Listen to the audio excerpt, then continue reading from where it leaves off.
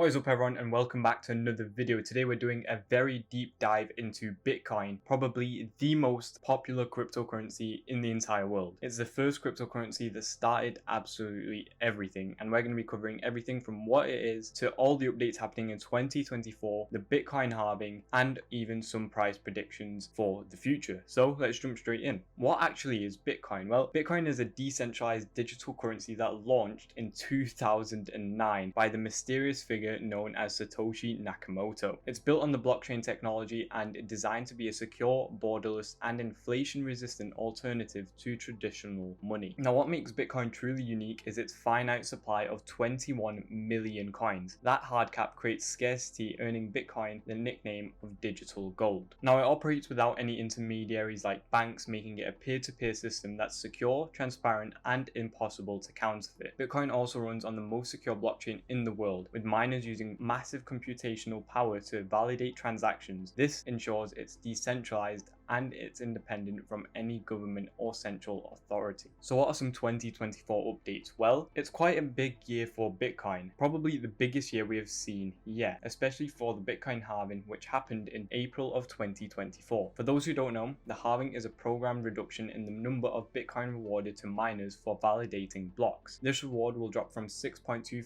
Bitcoin to 3.125 Bitcoin, which is half exactly, cutting Bitcoin's supply in half. Historically, halving events have been major catalysts for bull runs as they reduce the incoming supply of Bitcoin while the demand remains strong or even stronger. This is why so many people are excited for the Bitcoin bull run of 2024 and 2025. Another massive update is the approval of Bitcoin's spot ETF, or exchange traded funds. In US companies like BlackRock, ARK Invest, and Fidelity, they have launched these Bitcoin ETFs, essentially opening the doors for traditional investors to gain exposure to Bitcoin. These funds are already driving institutional money into the market, pushing Bitcoin's price closer and closer to huge levels. Not only that, but on top of this, the Lightning Network, Bitcoin's layer 2 solution, is gaining huge adoption. This technology enables faster and cheaper transactions, making Bitcoin more practical for everyday use. Companies like Twitter or X and Cash App are integrating it, helping Bitcoin solidify its position as the world's leading cryptocurrency. Now let's talk a bit about the tokenomics. So Bitcoin has a total supply of 21 million coins, with about 19.5 million already mined. This fixed supply ensures insane amounts of scarcity, which has been one of the key drivers of Bitcoin's value. The halving of 2024 has further tightened the supply, reducing the number of new Bitcoins entering circulation, and this decrease in supply has historically led to an increase in demand, especially as investors view Bitcoin as a hedge against inflation and as a store of value. Another critical aspect of Bitcoin is its mining. While the halving reduces rewards, advancements in energy efficient mining and renewable energy adoption are making the process a lot more sustainable and easier. So let's talk a bit about its market cap. Now, currently at the time of making this video, Bitcoin is trading at around $81,000 with a market cap of roughly $1.57 trillion.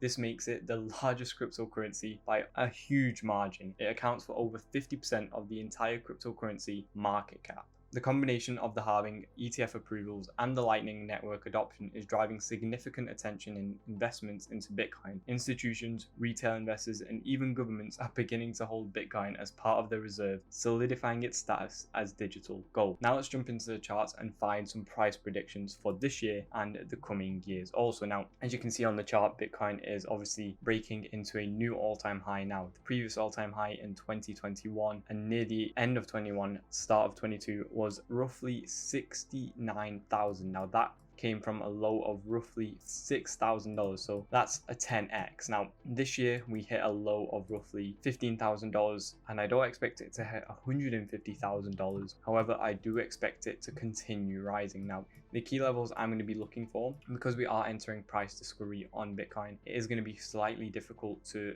estimate exactly where it can go to, as these are uncharted territory. We've never been to these levels ever, so it's going to be very hard to judge exactly where it can resist and where it will support. However, we can start to get a rough idea now. It did break past this all-time high that we got recently, which should establish this as a new support area. So I'm going to be looking for some sort of retracement, definitely at least down to this area, unless we're able to form some sort of support higher up. we are going to probably look to create a fair value gap here somewhere with the next candle, so we're probably going to come down to fill this. There's a lot of scenarios here, and after such a huge pump, there's obviously going to be a little bit of a consolidation down, and it's just normal for the entire market and trading. All the altcoins are also pumping now. Like Crow is up 20% today, which is absolutely insane. DOT up 16%. All coins are really pumping hard, and another reason for that is Bitcoin dominance is also falling. As you can see here, Bitcoin dominance has finally begun to fall, which means it's bullish for altcoins and still remains bullish for Bitcoin as it's still rising, as we can see 6% nearly today. So what levels are we going to be looking at? Well, the first level is going to be $89,388. Why this level? Well, it's the 1.618 level on the fib, and it really is the next resistance level that we have. So nearly $90,000 before we see some sort of retracement. And a key thing to remember is that these bull markets do move rapidly. Like previously, once we get a breakout like we did here, it is really a huge rally up, really unpredictable. A lot of people are going to be entering short and they're going to get stopped out. A lot of people are going to be entering longs, they're going to be profiting insane amounts. However, when we get these little dumps, all those longs, their ego gets inflated and then they're going to be stopped out. So it really is a game of just buying, not leverage, and just buying and holding and selling at the right times and not getting too greedy. So we get these huge pumps. Like I'm just comparing this to the previous bull market as well, as that's the closest comparison we can get. So we get these huge runs, then we have a slight consolidation down where we reaccumulate, have another huge move up, and then again we get a relatively large move down, consolidate, accumulate, huge move up, huge move down, and then we enter the bearish stage of the market. 2021 was quite unique. It was personally my first proper bull market, so I'm just going off what I experienced. We then got the second stage of the bull market, which was absolutely absurd. At these levels nobody thought Bitcoin was going to go back to 70,000, but hey, we started climbing back up. I think it was the Tesla news, if I'm not mistaken, that Tesla was buying Bitcoin, so that essentially caused a huge pump, continued pumping, then Tesla sold, we started to dump, and we entered the bear market. So again, even during the second stage of the bull market, we still got these huge pumps and then a little dump, pump, a much larger dump, and then this was the final accumulation before a huge pump up. And these distributions usually do work very similarly. As you can see here, we have a higher high, sweep above this higher high, and then we crash down. Very similar here.